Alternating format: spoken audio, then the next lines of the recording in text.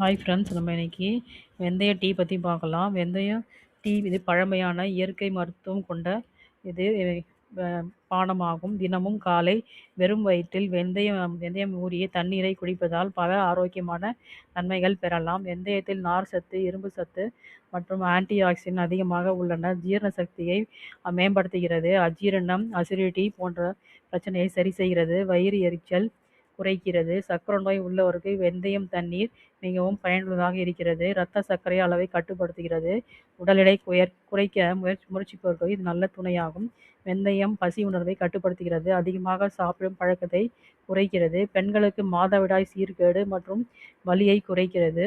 மேலும் ஹார்மோன் பிரச்சனையை சரி செய்கிறது. வெந்தயம் தண்ணீர் முடி உதிர்வை குறைக்கிறது. தோல் ஆரோக்கியம் மேம்படவும் உதவுகிறது. மேலும் இது உடலில் உள்ள நச்சுக்களை வெளியேற்றுகிறது.